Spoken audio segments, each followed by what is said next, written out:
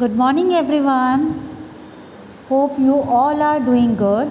So, yesterday we had done the first part of the key on a full moon night. कल हमने इसका first letter पढ़ा था. आज हम इसका सेकंड लेटर पढ़ेंगे. सेकंड लेटर जो माला ने अपनी कज़न मनीषा को लिखा हुआ है. So, are you ready? Okay, that's great. Okay. So we will start with our letter.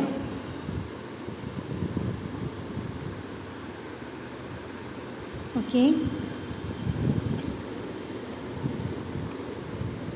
Dear Manisha, I was so excited to read your letter about how you celebrate Dasara and Deepavali in America too.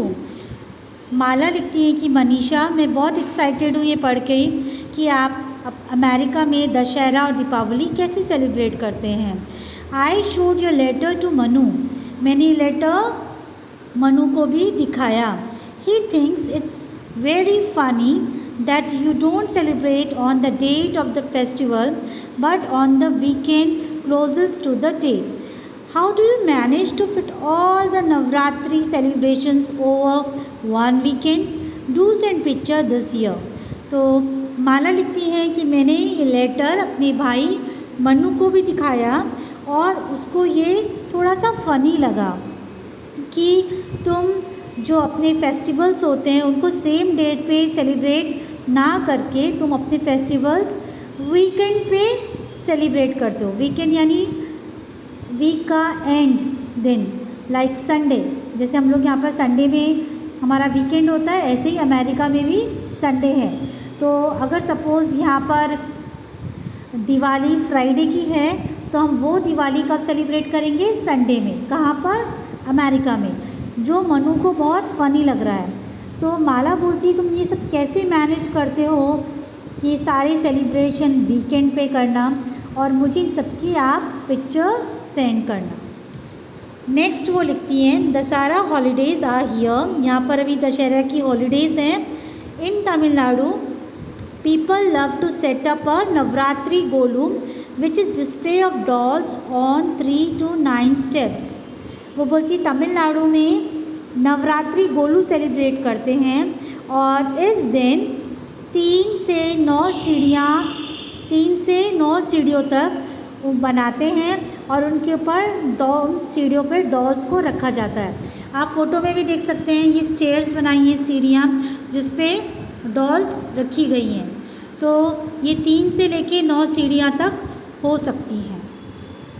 During this festive season Manu and I going to start learning Indian classical music. और इस त्यौहार की season में मैं और मनु, मेरा भाई, हम लोग इंडियन क्लासिकल म्यूज़िक सीखेंगे. I want to play the mridangam. और मुझे क्या बजाना है? मृदुंगम. मृदम गम धम धम धम. See mridangam. What is mridangam? A barrel shaped drum used in South Indian classical music.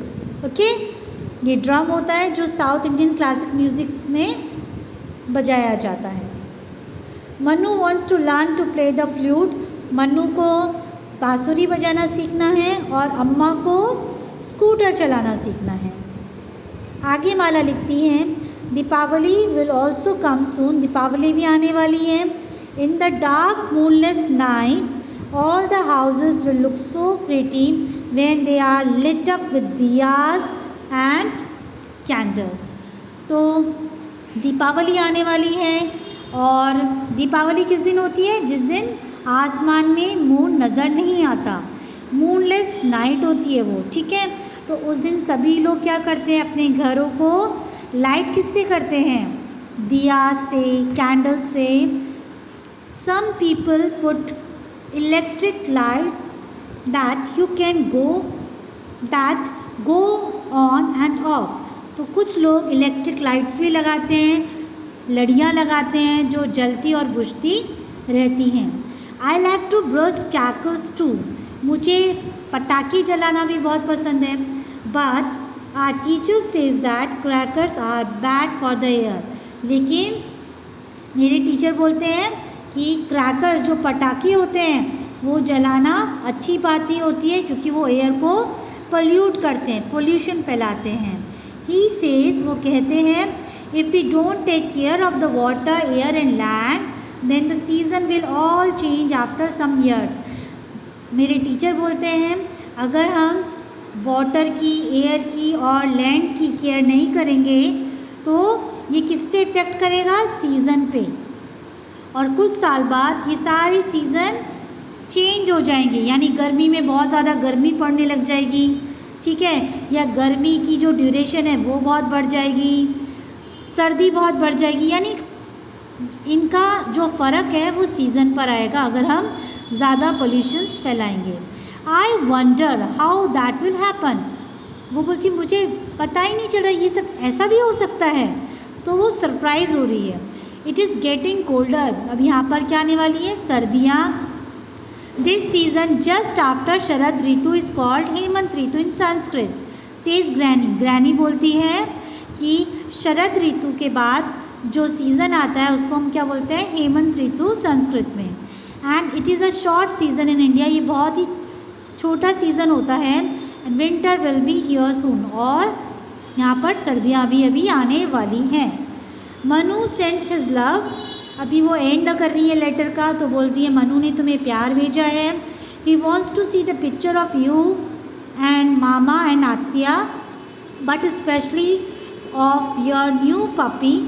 Do write back soon and send lots of photos, your loving cousin Mala. तो वो लेटर का एंड कर रही है और बोल रही है कि तुम अपनी बहुत सारी पिक्चर्स भेजना, और तुमने जो अपने घर में नया पपी पाला है उसकी भी उसको फ़ोटो चाहिए, ठीक है, और लेटर का रिप्लाई जल्दी देना बहुत सारे फ़ोटोज़ के साथ। योर लविंग कज़न माला, तुम्हारी प्यारी बहन माला। तो ये सेकंड पार्ट था इस लेटर का। ओके, सो होपफुली सबको समझ में आया होगा कि किस तरह से माला ने 2 लेटर लिखे हैं। फर्स्ट लेटर में उसने शरद पूर्णिमा को पूरा अच्छे से डिस्क्राइब किया है, और सेकंड पार्ट में उसने दिवाली के बारे में बताया है, नवरात्रि गोलू के बारे में बताया है। तो इस तरह से इस चैप्टर में हमने डिफरेंट सीजन्स के बारे में और डिफरेंट फेस्टिवल्स के बारे में हमने पढ़ा। होपफुली सबको ये सब कुछ समझ में आया होगा।